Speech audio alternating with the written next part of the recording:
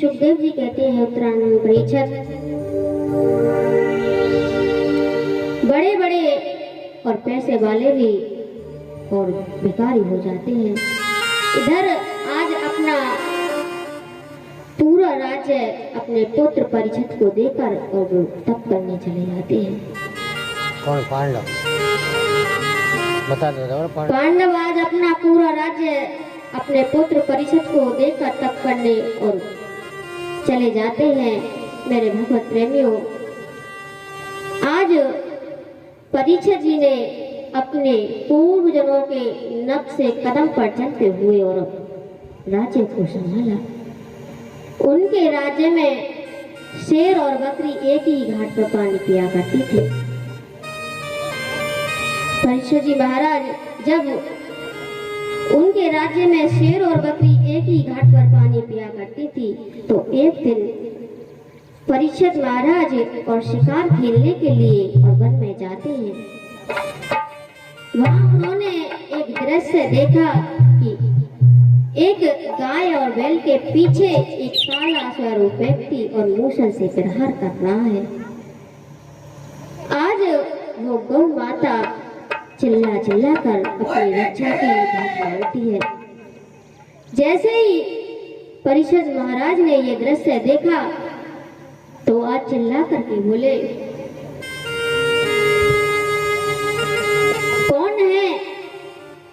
कौन है जो गऊ के पीछे पड़ा है? क्या समझ लिया इतनी जल्दी, क्या समझ लिया इतनी जल्दी? पारत का जमाना बीता है रे मूर्ख, पार्थ यद रहे नहीं पर पारत अंत सो जीता। बस सावधान हो सावधान, तुझे ना जीता छोड़ेंगे, जो गौ पर हाथ उठाया है हम उसी हाथ को तोड़। आज इतना सुनने के बाद कलयुग ने हाथ जोड़ लिए, कहा महाराज सामने कलयुग है, महाराज आपके सामने कलयुग है और प्रभु ने दी है तलवार, तुम्हें मारो या पालो ये सारा है अधिकार तुम्हें। कलयुग हो रहा महाराज, दुनिया एक जैसी नहीं होती, एक हाथ में 5 उंगलियां एक जैसी नहीं होती। जहाँ लाभ है वहाँ हानि है, जहाँ दुख है वहाँ सुख है,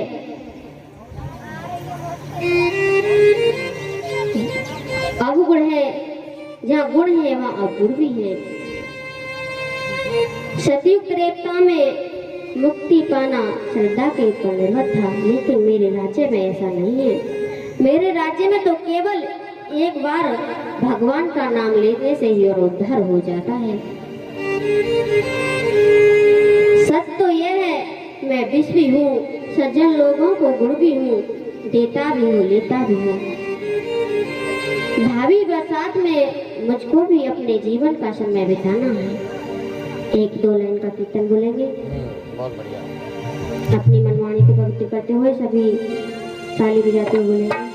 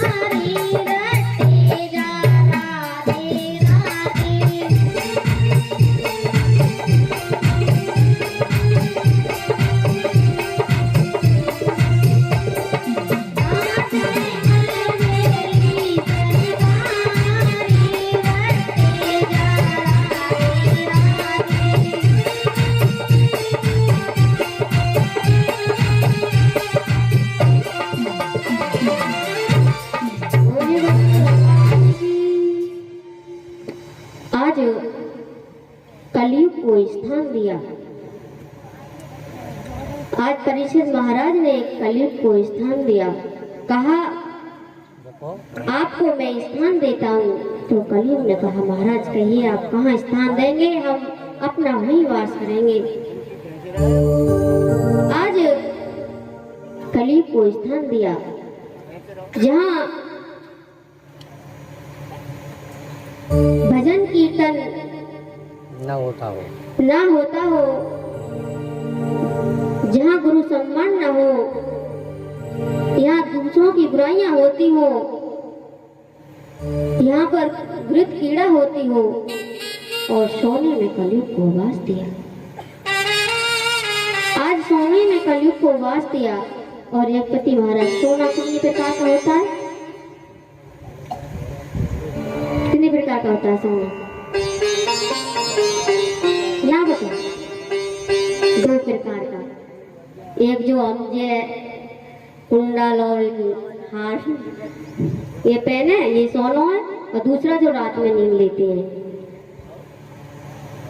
जो व्यक्ति 6 घंटे से ज्यादा सोता है उसमें भी कलयुग का वास होता है, और इस सोने में भी कलयुग का वास होता है। वो कैसे? जो अनीति से कमाया हुआ पैसा होता है, धन होता है, उसमें कलयुग का वास होता है। आज सोने में और कलयुग को वास दिया और परीक्षित महाराज अपने महलों में वापिस आ जाते हैं।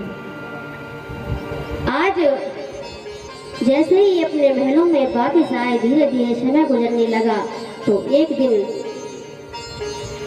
उन्होंने अपने कोष को खोल करके देखा तो उसमें एक मुकुट रखा हुआ था जो जरासंध का था।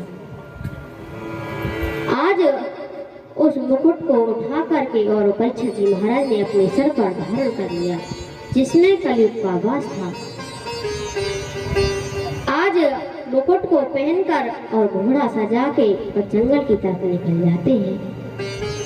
आज घूमते घूमते वो उस जगह पर पहुंच जाते हैं जहाँ लोमड़ ऋषि का आश्रम था।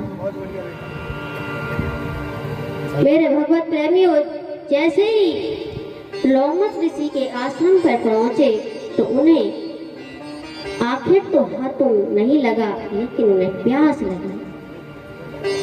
आज लोमड़ ऋषि के आश्रम पर जाकर आवाज लगाई, कहा महाराज कोई हो तो हमें जल पिला दे, हमें बहुत तेज प्यास लगी है।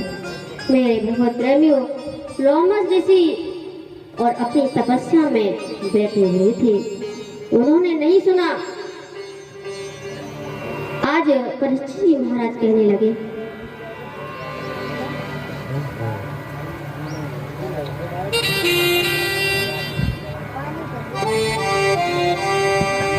नाथ ने कहा कि आँख खोलो, पावा पिलाए देओ ठंडो नीरी। नाथ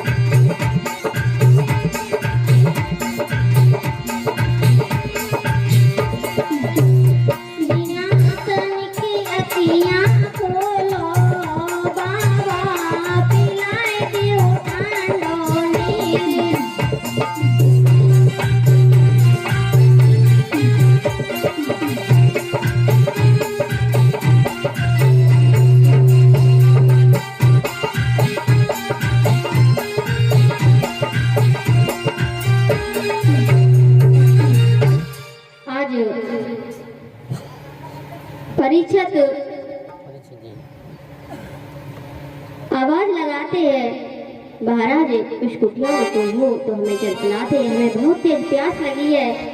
मेरे भगत प्रेमियों, लोमस ऋषि अपनी तपस्या में थे, उन्होंने नेत्रों को नहीं खोला तो परीक्षित जी महाराज ने अपना अपमान समझा तो मरा हुआ सर्प और परीक्षित जी ने लोमस ऋषि के गले में डाल दिया। तो ये बात जैसे ही लोमस ऋषि के पुत्र सिंही ऋषि को पता चला और कीर्तन बोलेगा तो आज वो गुस्से के मारे और आग भूला हो गई। एक दो लाइन का कीर्तन बोलेंगे।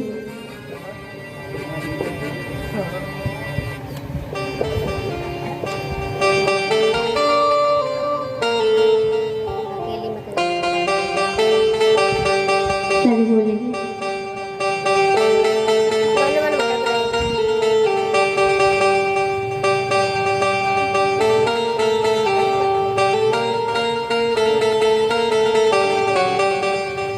बने बन भटकी रही, देखो प्रेम दीवानी राधा। बने बन भटकी रही,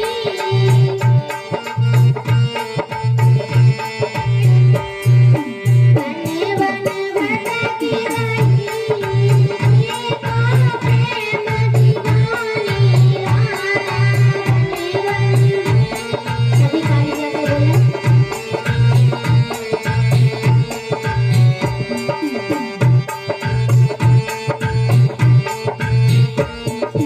कभी फूलन में कभी बागन में,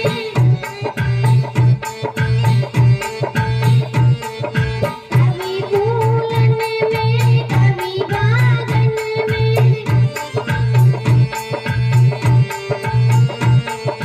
भवरन पूछ रही, देखो प्रेम दीवानी राधा।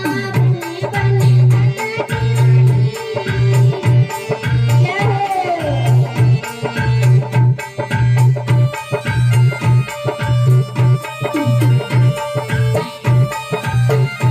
जय श्री राधे।